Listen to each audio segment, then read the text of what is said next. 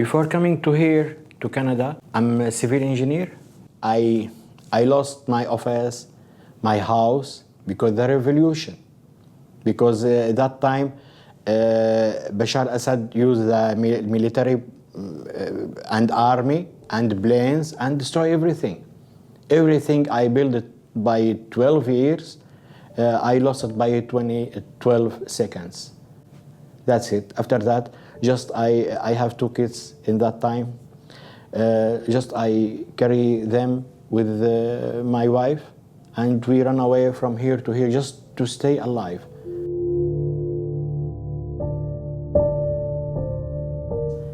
The challenge before Canada is death or life. Here, it is how to study, how the language, how to understand the system. Okay, but you are alive, and you can eat, and there is a shelter you can live in.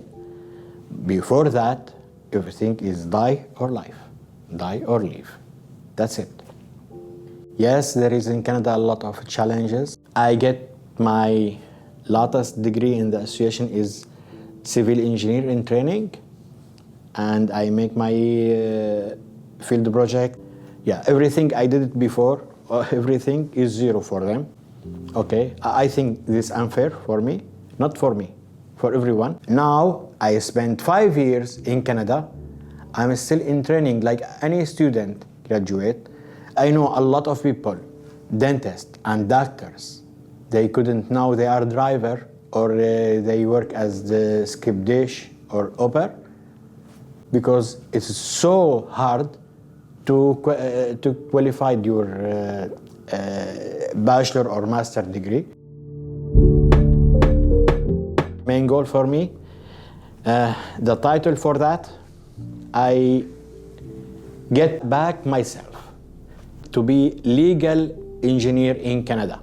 Then I can have my own office because I have my own office in Syria and my stamp as a legal that let me say get back myself.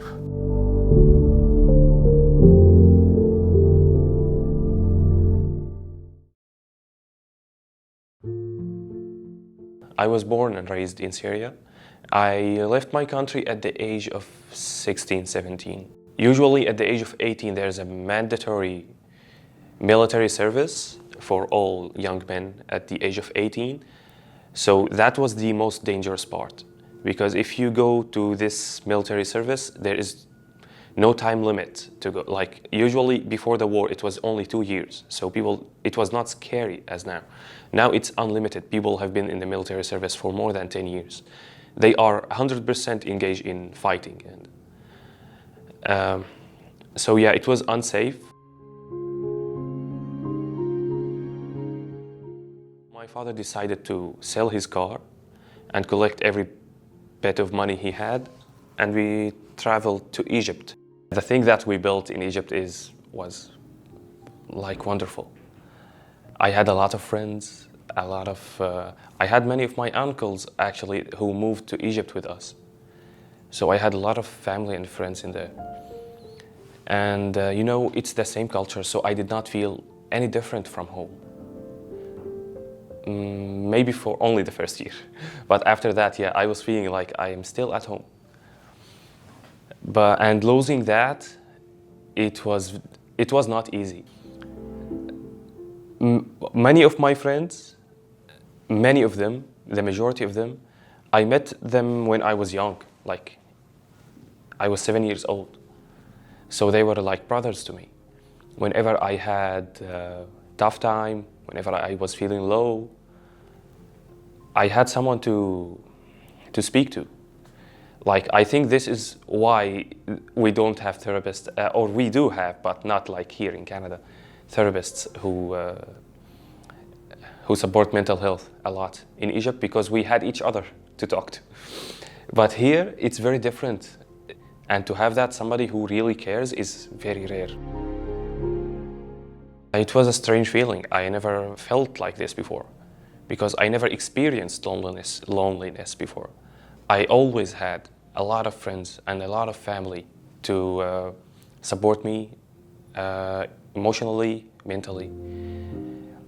And yeah, losing them all of a sudden, it was not easy.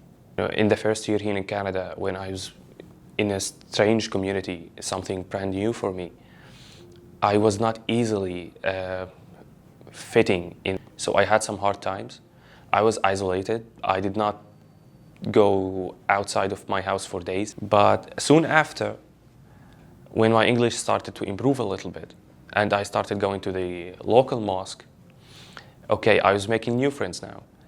And because they kind of share the same culture as us, I was feeling more engaged in them and more included, a lot included. So I was happy, very happy. I go every day to the mosque. And yeah, it feels good, it feels nice.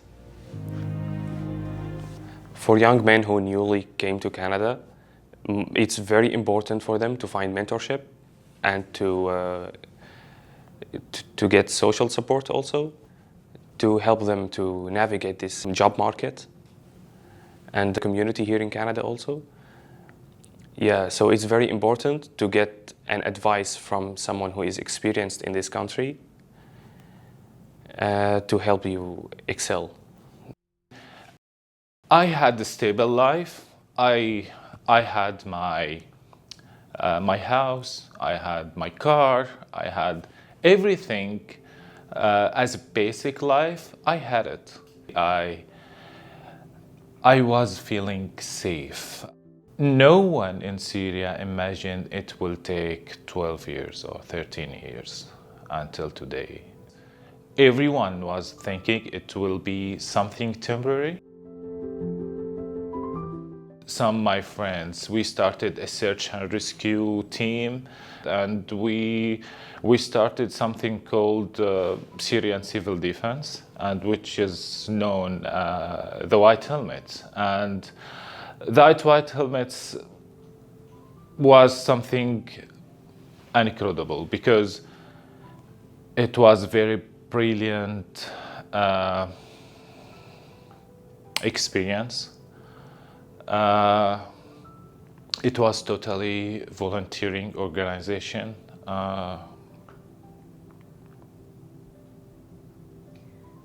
We were looking just for saving lives, and yeah, sorry, and that was what our goal, and we succeeded to do. When I came to Canada, my wife was in Turkey and I came on my own. I was struggling about a lot of barriers. One of them, it's new culture, new language, new country. Although I found myself as a qualified person, but everyone was asking about Canadian experience. I graduated as a dentist back home. I have 2 degrees. First one, it's dental technician. I graduated in 2001 from Jordan, and the second one is in dentistry, and which is I graduated from Syria in 2007. I drive Uber now, and my schedule is very busy. So I wake up 7:30, I go to run. At 9, I started my school online until 4. I grab some food and go to gym, and I finish at 6. And that the moment when my day will start, because after 6, I drive until midnight or sometimes 1 a.m., 2 a.m. just to make some money. Honestly, I survived because YMCA. YMCA gave me that place, that time, that community. I felt I'm very comfortable there. And I loved them a lot. Now my happy hours, it's during my running or at the gym. For me, it's not safe. Even I'm here, it's still not safe. I'm thinking about my situation. I'm thinking about my memories. That nostalgia when I smell or test or listen for some music, all that memories, I get it back from home. I'm looking for something just make me have some have some root in this land. Now I'm 43.